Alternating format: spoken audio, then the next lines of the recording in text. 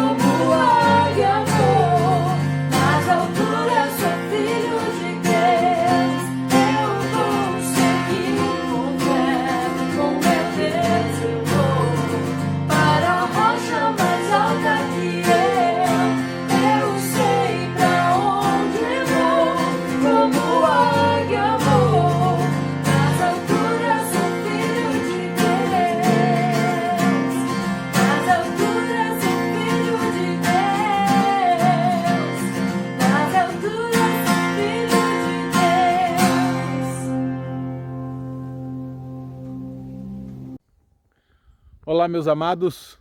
Hoje nós vamos falar sobre realizações, angústias, tristezas e depressão.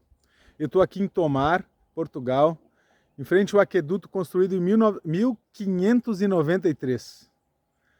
Então essa é a realização de homens. Olha a grandeza da construção disso. Bom, pessoal, agora a gente está na parte superior aqui do aqueduto. Tem 30 metros de altura. Levou 21 anos para ficar pronto, tá? Então imagina quantos homens dependeram, aqui foi de um rei até o outro, um rei começou e outro rei terminou. Isso levava água até o castelo que a gente vai conhecer depois, né? Então, o que isso fala para nós? Sobre determinação, sobre quantos homens começaram essa obra e quantos homens não viram terminar. Como é que está a nossa vida hoje? Como é que está o teu raciocínio? Nós vamos conhecer hoje a história de um homem que em seu auge, em seu sucesso, né, na sua vida com Deus, chegou ao seu ápice, ele entrou em depressão e resolveu fugir. Como é que a gente está hoje, após quase 2 anos de depressão? O que a gente pode aprender? O que Deus quer nos ensinar com isso? Bom dia, meus amados. Estamos aqui agora para dar continuidade à nossa leitura bíblica, nosso compartilhado que Deus tem falado a nós e que Deus possa falar ao teu coração nessa manhã também. Depois daquela introdução que eu passei lá em Tomar, espero que você tenha meditado e tenha pensado em que texto será esse? Quem é esse homem? Quem será essa pessoa que, após uma grande vitória, entra em depressão? Quero contar para ti que essa pessoa é Elias. E esse homem, quando chega ao seu ápice, eu vou deixar um mistériozinho, daqui a pouco eu falo, né, de qual foi essa vitória, ele entra numa depressão e ele foge. Né? Eu estou aqui no Cartacho, na casa da Isabel, né, na casa da família El, então eu quero pedir para você que você esteja orando e clamando pela vida deles, que eles precisam muito da sua oração e precisam muito da presença de Deus. Portugal é uma cidade ainda muito mística, que vive daquele passado que você viu ali de castelos, e onde tem muitas histórias e muitas coisas que ficaram marcadas, além de estar muito arraigado ao catolicismo ainda. Então, clame por Portugal. Portugal precisa muito da sua oração, assim como a Isabel precisa da sua oração. Então, continue orando, continue pedindo a Deus que Ele possa estar usando ela onde ela estiver e da forma que Ele achar melhor. Né? Que apesar de nós, Deus possa estar usando a cada um na sua forma. Então esse texto está lá, quero convidar você a abrir a sua Bíblia em 1 Reis 19, de 1 a 18. Né? Então, retornando ao Velho Testamento, né, saindo um pouquinho lá dos Evangelhos e retornando ao Antigo Testamento para ver que Deus ainda fala conosco através do Velho Testamento, que Deus usa o Velho Testamento para que nós também tenhamos a palavra dele completa em nossas vidas e ela é plenamente utilizável em qualquer dos seus livros. Né? Então, abra a sua Bíblia em 1 Reis 19, de 1 a 18. E diz assim o texto. Ora, Acabe contou a Jezabel tudo que Elias tinha feito e como havia matado todos aqueles profetas à espada. Por isso Jezabel mandou um mensageiro a Elias dizer-lhe: que os deuses me castiguem com todo o rigor, se amanhã, nesta hora, eu não fizer com sua vida o que você fez com eles. Elias teve medo e fugiu para salvar a sua vida. Em Berseba de Judá, ele deixou seu servo e entrou no deserto. Caminhando um dia, chegou a um pé de giesta, sentou-se debaixo dele e orou, pedindo a sua morte. Já tive bastante, Senhor. Tire a minha vida. Não sou melhor do que os meus antepassados. Depois se deitou debaixo da árvore e dormiu. De repente, um anjo tocou nele e disse: levante-se e coma. Elias olhou ao redor e ali, junto à sua cabeça, havia um pão assado sobre brasas quentes e um jarro de água. Ele comeu, bebeu e deitou-se de novo. O anjo do Senhor voltou, tocou-lhe e disse: levante-se e coma, pois a sua viagem será muito longa.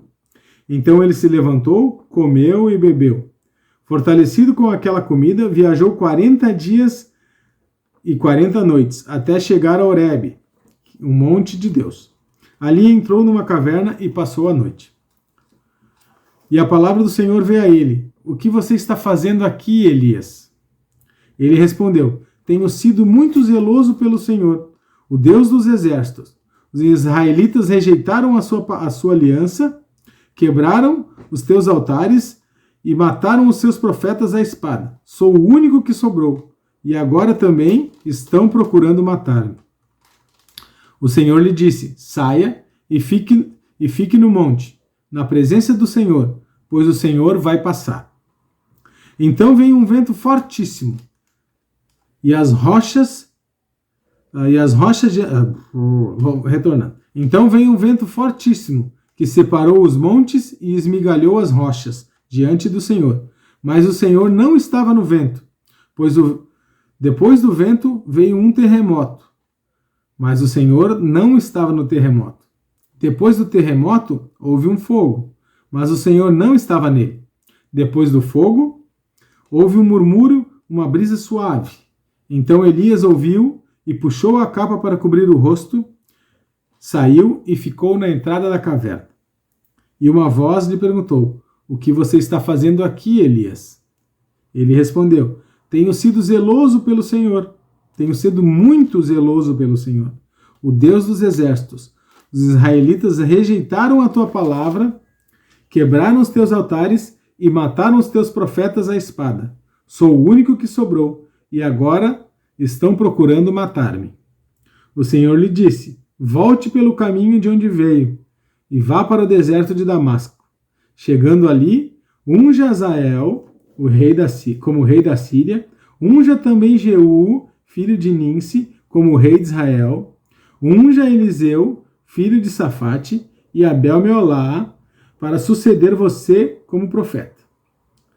Jeú matará aquele que escapar da espada de Azael, Eliseu matará todo aquele que escapar da espada de Jeú. No entanto, fiz sobrar 7.000 em Israel, todos aqueles cujos joelhos não se inclinaram diante de Baal, e todos aqueles cujas bocas não o beijaram. Vamos orar.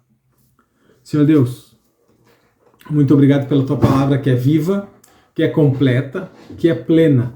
Que ela possa nos tocar e nos modificar de alguma forma nessa manhã, que nós possamos, após ouvir esse aqui, em qualquer momento do nosso dia, em qualquer momento da nossa vida, que a gente possa, Senhor Deus, se sentir tocado pela tua palavra, que a gente possa entender o teu plano diante de tudo isso, entender o teu plano diante de tudo que nós precisamos saber, Senhor. Porque nós somos falhos e somos fracos, reconhecemos a nossa pequenez diante de tudo que se apresenta à nossa frente, diante desse mundo mal, nós reconhecemos que precisamos de Ti. Então fala aos nossos corações que a gente possa, de alguma forma, Senhor Deus, sair modificado daqui. Eu clamo assim em Teu nome, Jesus. Amém. Um pequeno contexto do livro, dessa parte aqui, né? O que está acontecendo aqui? O que está acontecendo nesse momento do texto?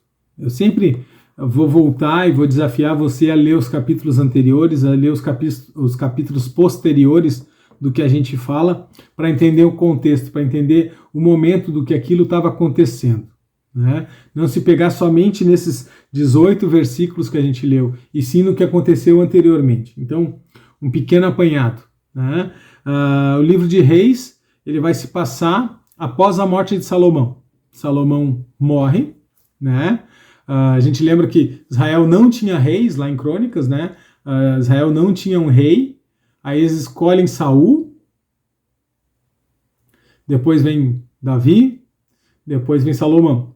Depois desse período, então, Israel não tem um rei. Salomão morre e o filho dele, que assume o trono por cobrança de impostos, há uma divisão nas tribos, novamente. Então, a tribo de Israel vai ser a tribo do norte e a tribo de Judá vai ser a tribo do sul. Né? E aqui está se passando após esse período. Né? O profeta Elias ele vai vir após esse período. E o que acontece? O que Elias faz? Então, ele vai até o rei e ele diz que não vai chover por 3 anos. Que eles deveriam se preparar que não haveria chuva por 3 anos. Isso acontece. Realmente não chove por 3 anos. Né? Então, imagina toda a seca, toda a dificuldade do povo durante 3 anos e do reino como um todo, sem água, né? Sem a chuva. O próprio profeta, ele passa por algumas dificuldades e Deus o sustenta. Deus leva ele até a casa de uma viúva, onde um pão e um jarro de óleo vão durar todos esses 3 anos. Praticamente esses 3 anos todos. Né? Deus fazendo milagres, repetindo e que não falte nada na casa dessa viúva onde ele estava. Após isso, ele se dirige então até o rei. Deus manda que ele vá até o rei e ele faz um sacrifício. Todos os profetas de Baal clamam por fogo, né, que o fogo consuma, ou que o Deus consuma de alguma forma o sacrifício, e nada acontece. E quando ele clama, Deus consome sacrifícios, chove fogo, desce fogo do céu e consome aquilo ali, e depois vai chover. Né? Ele vai mandar o menino olhar, olha lá, vê se já está chovendo. Né? Então, quando ele vê a primeira nuvem, ele diz, olha, manda juntar tudo que vai chover. Manda o rei para casa, senão não vai dar tempo dele chegar em casa porque vai descer a água, né? Então tem muitas canções, muitas músicas que falam sobre isso, né? Mas não é esse o nosso fato. Então chove e ele vai lá e tem a sua grande vitória. Ele mata todos os profetas de Baal à espada, né? Ele acaba com todos os profetas de Baal e aí então começa o nosso texto. E é aqui que começa o nosso texto com Jezabel dizendo que ela mandaria matá-lo até o outro dia, né? Que o Deus dela acabasse com ela se ele não tivesse morto até o outro dia. E ali ele foge. Então, após a sua grande vitória, não sua primeira, a sua grande vitória, ele foge. Ele sai da onde ele está, ele sai da sua região, e o texto nos diz que ele caminha por dias, né? E ele vai por um período com o seu servo, e depois ele vai sozinho, ele deixa ele e vai sozinho. A produção está me corrigindo aqui, eu falei crônicas, não é crônicas, a escolha dos reis foi em Juízes, né? Então, passando do livro de Juízes, então, passando por Samuel, agora chegando a Reis, tá? Então, desculpe aí, me enganei, tá? Bom, mas o que a gente pode aprender aqui? O que a gente está vendo, o que está se passando com Elias? Eu acho que aqui Elias está sofrendo uma crise de expectativas, né? Ele esperava que após a sua vitória, após o seu grande momento, depois de tudo que ele esperou, tudo que ele passou, toda a sua trajetória com Deus, quando ele vence, quando ele vê o fogo de Deus descer do céu e consumir o seu sacrifício, vê todo aquele período sem chuva, agora chovendo, ele pensa, né, talvez, creio que ele tenha pensado, pronto, cumpri o meu papel, ou então agora serei reconhecido, serei alguém, né, terei a minha oportunidade, estarei... Estou fazendo conjecturas, né? Mas ele tinha uma expectativa de algo que não acontece, que é frustrada. Pelo contrário, ele recebe um mensageiro que diz que mandaram matá-lo.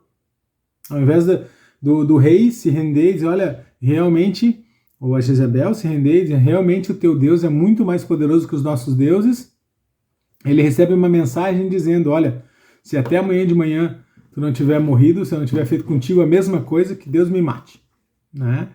Então ele sofre uma crise nesse momento, né? Ele resolve, ao contrário de tudo que a gente aprendeu e de tudo que a gente viu ele fazendo, de confiando e buscando a Deus, ele simplesmente resolve fugir. Ele resolve se isolar de todos, inclusive de Deus.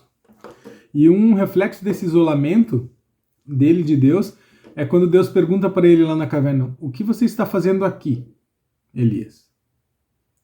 Né? O que tu está fazendo aqui? Isso é um sinal, claro, que ele está fora da vontade de Deus, ele está fora do que Deus esperava dele, ou do que Deus queria que ele fizesse.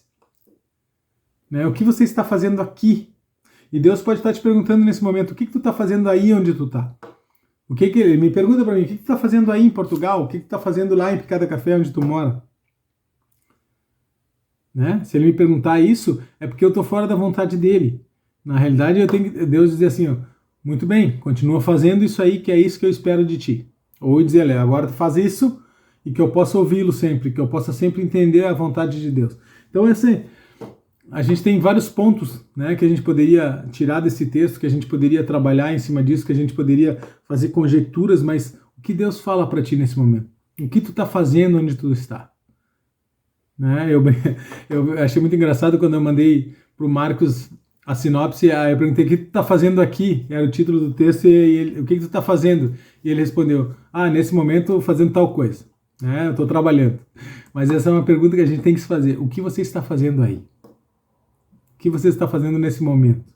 Né? Para Deus, o que você está fazendo da sua vida com Deus? Você só tem usufruído do que Deus tem te dado, ou você tem buscado fazer a vontade dele e servi-lo de alguma forma e agradá-lo de alguma forma onde você está? Então isso nos ajuda a entender o contexto de Elias, nos ajuda a perguntar por que Elias fugiu? Por que Elias simplesmente resolveu sair andando?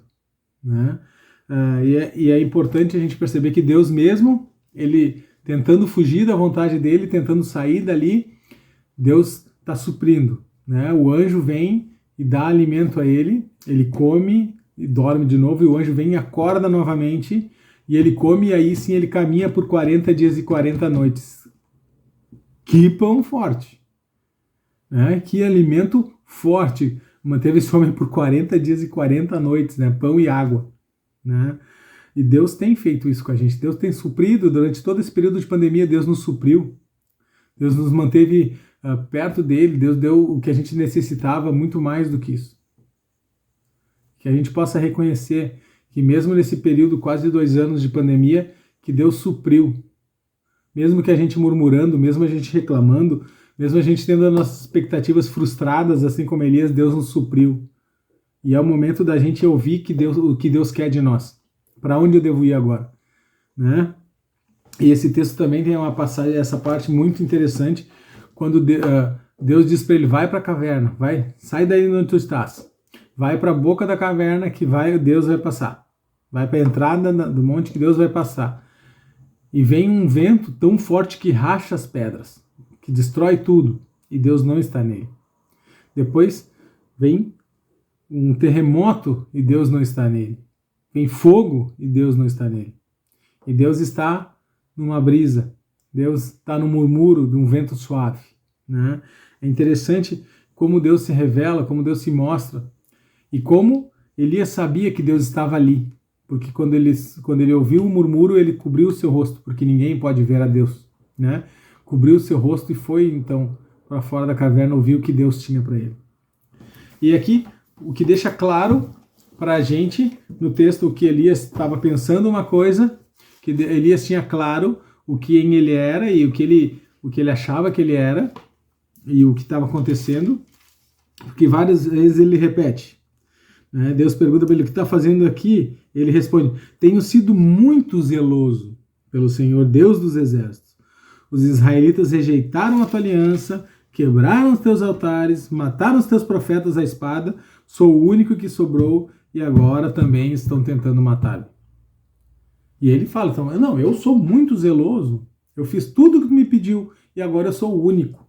E ele repete isso 2 vezes, pelo menos. Até que no final Deus diz para ele, não, sobrou 7.000. Deixei mais 7.000, tu não é o único. Né? Então, tantas vezes a gente pensa assim, não, a Aliança Bíblica já foi uma igreja enorme, com muita gente, agora só eu. Nós somos tão poucos. Não somos tão poucos, tem muitas pessoas. Né? A igreja de Deus não é a Aliança Bíblica, a igreja de Deus é muito maior do que a Aliança Bíblica. A igreja de Deus é muito maior do que um nome. Né? 2 semanas atrás nós tivemos a oportunidade de jantar com o Marcelo e a Márcia, que além de terem sido nosso pastor, são nossos padrinhos de casamento, foram o Marcelo que celebrou o nosso casamento. Né? Então essa ligação que nós temos com eles, assim como outros, é muito maior do que o nome Aliança Bíblica. É uma ligação de amor que Deus nos colocou, que Deus nos permitiu. Então, né, nós não somos poucos, nós somos muitos, porque a igreja de Deus é muito maior do que simplesmente o nome Aliança Bíblica. Nós queríamos sim ver uma igreja enorme, uma igreja pujante, uma igreja forte, e nós esperamos que Deus faça isso, que Deus realmente transforme a nossa igreja, transforme nós em pessoas que buscam mais e mais e mais e mais e levam esse amor a quem não conhece. Mas para isso a gente não pode ficar sofrendo com expectativas frustradas, né? Todo esse tempo de pandemia, agora uma vez por mês. Não, a gente precisa mais. A gente precisa buscar mais a Deus, a gente precisa estar mais perto dele, entender o que ele quer de nós. Que a gente possa ouvir o que Deus disse para Elias no final, agora tu vai fazer isso, isso e isso, e vai acontecer isso, isso e isso. Né? Tu vai ungir o fulano assim, e tu vai ungir inclusive aquele que vai te substituir. Que nós estejamos orando e clamando a Deus para que a gente possa ungir aqueles que serão nossos substitutos daqui para frente. Pessoas que vão estar à frente do ministério, pessoas que vão estar dirigindo a igreja, pessoas que vão estar levando a palavra e nós possamos também continuar fazendo isso, mas talvez de outra forma. Né? Que a gente possa entender o que Deus quer de nós. Que Deus não fala só na destruição, que Ele não fala no terremoto, Ele fala na brisa mansa. Ele fala na tranquilidade, que Ele possa estar falando ao teu coração na tranquilidade, no momento de tranquilidade, Ouça Deus falar. Não espere que venha o terremoto para que Deus fale ao teu coração. Ouça Deus nesse momento de tranquilidade. Né? Mas certamente nós teremos muitas expectativas frustradas. Nós teremos muitos, porque nós não temos ainda a mente plena de Cristo. Nós criamos as nossas vontades, nós criamos os nossos desejos, muitas vezes longe da vontade de Deus. E isso que nos frustra. Deus não nos frustra porque é um pai ruim. Nós nos frustramos porque nós criamos expectativas que não são as expectativas e as vontades dele, e sim as nossas. Né? E por isso que ele entrou em depressão, por isso que ele ficou triste, por isso que ele teve essa crise de ansiedade, e por isso que a gente sofre também. Né? Elias, eu digo que ele teve uma depressão porque ele disse, eu quero morrer. Eu prefiro morrer. Mas se ele realmente quisesse morrer, era só ele ficar lá e esperar Jezabel, que ia mandar matar ele. Ele não precisava ter fugido se ele quisesse morrer, mas ele não queria morrer. Ele queria viver. E assim nós fazemos. E assim é um depressivo. Ele diz que quer morrer, mas realmente ele quer fugir daquela dor. Ele quer deixar de lado aquela dor. Ele quer parar de sofrer. Então, quando a gente tenta fugir de Deus, a gente acha que Deus é o nosso sofrimento, mas Deus é a nossa salvação, Deus é a nossa cura. E a gente precisa buscá-lo diariamente, a gente precisa buscá-lo sempre. Né? Então, você não é o único, você não é o último. Então, a gente pode ver que Elias ele se isola, né? Elias ele busca ficar sozinho. Provérbios 18:1 diz assim: busca o seu próprio desejo, aquele que se separa. Ele insurge-se contra a verdadeira sabedoria. Repetindo, busca o seu próprio desejo, aquele que se separa. Então, ele deixa o servo e vai ficar sozinho na caverna. Né? Depois ele está sofrendo com essa crise de tá se sentindo injustiçado, literalmente, né? Tá sofrendo essa crise de injustiça, esse senso de injustiça. Pô, eu fui injustiçado. E ele deixa claro isso quando ele diz que ele é o único, né? Eu fiz tudo que eu fiz tudo que tu me pediu, fiz tudo aquilo que eu tinha que fazer e agora estão querendo me matar. Eu estou sendo injustiçado. Eu sou o último. Fizeram tudo, mataram todos os outros, quebraram teus... E agora tu deixa acontecer isso comigo? Eu não esperava que isso acontecesse comigo, né? Então ele está com esse sentimento, né? Esse sentimento de injustiça. Estar sozinho é importante muitas vezes, né? A gente ficar na solitude, não sozinho, né? Na solitude com Deus e buscar a vontade de Deus, mas não se isolar dos outros, não se isolar da vontade de Deus. E a gente percebe aqui uma repetição ali, né, na parte do anjo, onde ele come e dorme. Né? O anjo acorda ele come e dorme de novo. E a gente fica fazendo isso muitas vezes. A gente fica nesse eterno repetir, né? O que eu faço na minha vida? Eu como, durmo, acordo, como e durmo. Acordo, como, durmo. Né? Eu passo meu dia só fazendo essas mesmas coisas, me repetindo. É importante que a gente cuide da gente. É importante que a gente, antes de ajudar o outro, a gente possa nos cuidar. Né? Na viagem, eu sempre acho engraçado quando a gente pega o avião, aquela patuscada, né? Aquela historinha ali das aeromoças, né? Ou os aeromoços, quando eles vêm com as máscaras, né? Em caso de despressurização, cairão máscaras a você. Mas o importante, o que eles nos ensinam, assim, se isso acontecer, a primeira coisa, coloque a máscara em você e depois coloque a máscara no outro, né? Primeiro cuide de você e depois cuide do outro. Então a gente precisa sim cuidar da gente, a gente precisa ter nosso momento interior, nosso momento com Deus, para que a gente possa ajudar os outros depois, né? Que a gente possa ter, mas momentos a sós com Deus não são momentos a sós, são momentos a sós com Deus. São momentos de estar com Ele, não são momentos de isolamento, de não estar com ninguém. Não, você está com o Pai. Você está buscando a vontade do Pai. Quando a gente ora, quando a gente clama a Ele, ou quando simplesmente a gente fica quieto tentando ouvir o que Ele quer de nós, nós estamos em momento de solitude, não em momento de solidão. Estamos buscando o que Deus quer. Estamos tentando falar com o nosso Pai. Então são coisas diferentes. Isolamento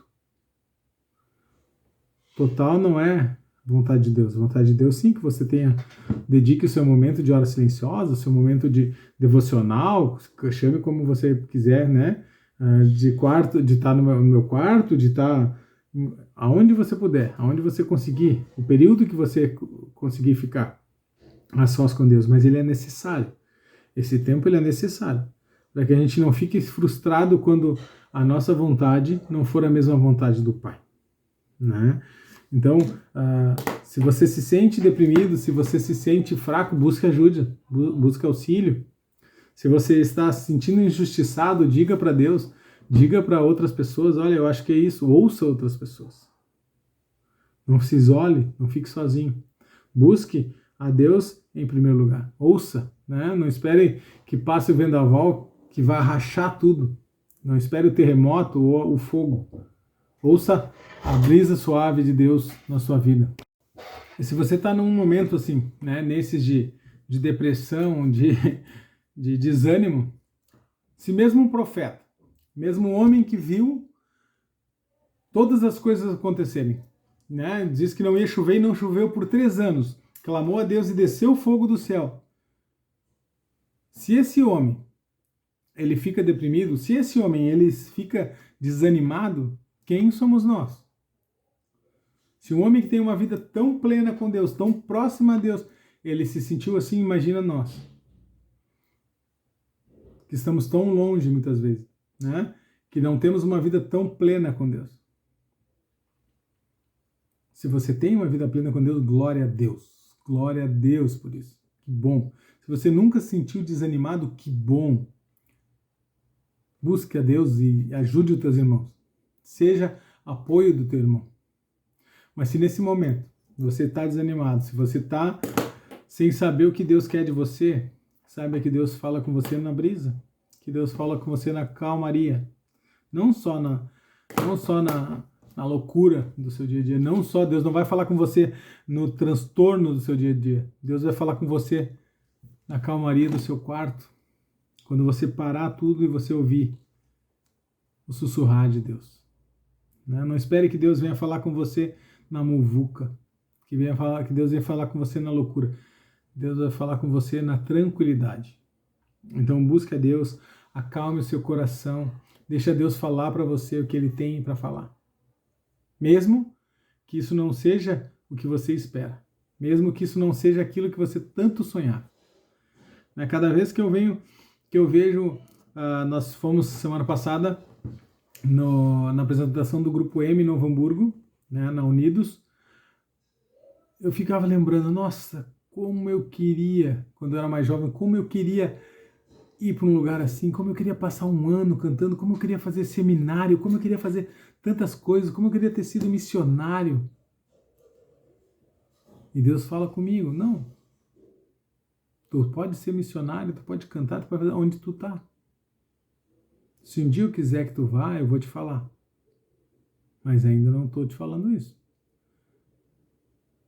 Mas esse desejo ainda arde aqui no meu coração. De um dia poder estar mais perto da obra de Deus, de estar mais do que eu posso, de dar mais do que eu tenho para Ele. Mas essa vontade ela tem que ser clara. Ele tem que falar isso para mim. Ele tem que falar isso para mim. E Ele me disse o quê? Espera. Não é agora. Faça o que você tem feito. Melhore, tem muita coisa para melhorar, tem muita coisa para fazer mais, mas faça com excelência. Seja meu instrumento onde estiver. E quantas vezes eu me frustrei porque eu tinha desejos e Deus não fez o que eu queria. Quantas vezes eu desanimei. Mas Deus sempre me disse, eu estou à frente. Faça assim e serás bem-sucedido, né? E eu tenho sido, graças a Deus, muito abençoado por Ele mesmo. Ele tem me dado muito mais do que eu preciso, tem me ajudado muito mais. E me deu uma esposa maravilhosa, que é a minha ajudadora, que é meu braço direito, que é meu braço esquerdo, que é meu tudo. Me deu uma família que me ama mais do que nunca. Minhas irmãs, a gente estamos próximos, como nós não víamos há muito tempo. Né? Deus tem trabalhado na nossa vida, Deus tem nos ajudado. A própria pandemia, né, nos ajudou a nos aproximar. Então, não desanime, meu irmão. Se você vem enfrentando desânimo, se você vem sentindo depressão, busque ajuda. Deixa Deus falar ao teu coração. Deixa que Deus de alguma forma se revele a ti, ouça. Vai para o secreto, vai para o teu quarto, faz o que você preferir, né? Chame como você preferir, mas busca Deus. Deixa que Deus fale o teu coração. Né? Eu sei que é difícil, muitas vezes a gente faz, a gente trabalha e não é reconhecido. Né? Mas a gente não busca reconhecimento no reino de Deus. A gente não busca reconhecimento na vida de igreja. A gente busca que pessoas reconheçam a Deus como Senhor e Salvador, não reconheçam a nós. Eu sempre, quando eu prego, quando eu faço alguma coisa, quando eu trago uma palavra, eu sempre peço, Senhor, que as pessoas lembrem da tua palavra, não lembrem de quem a trouxe, não lembrem de mim. Então eu peço a você, busque a Deus cada dia mais, para que Ele possa ser esse balaústre, né? Que Ele possa ser onde você se segura, esse lugar que você segura para não cair. Que Ele possa ser esse lugar de segurança. Né? Temos passeado muito por castelos aqui em Portugal, temos conhecido muitas coisas aqui e temos visto muito misticismo que existiu no tempo dos Templários. Todos os castelos que a gente conhece têm símbolos que ligam a esoterismo e as outras coisas, né? Que estavam junto, que se misturavam ao meio do catolicismo. Eram pessoas que matavam em nome de Jesus, mas que tinham outras coisas misturadas. E nós não queremos matar ninguém em nome de Jesus, nós queremos salvar pessoas em nome de Jesus. Nós queremos que as pessoas sejam salvas por Ele. E que apesar de nós, que apesar de nossas falhas, as pessoas possam ser salvas por Ele. Então clame, continue clamando a Deus, continue buscando a Deus. E eu peço a você, continue orando pela família El, para que Deus possa usá-los aqui, principalmente a Isabel, onde eles estão. Espero que essa palavra possa trazer um pouco da tranquilidade que Deus me trouxe, um pouco da certeza que Deus me dá, que cada dia Ele está na minha frente. Cada dia Ele está indo à minha frente. Que se homens como Elias se sentiram tristes, se sentiram depressivos, imagina homens fracos e falhos como eu. Então que Deus possa estar falando ao teu coração nesse momento, que Deus possa estar te usando onde você está. Um beijo e espero te ver logo. Um abraço. Tchau, tchau.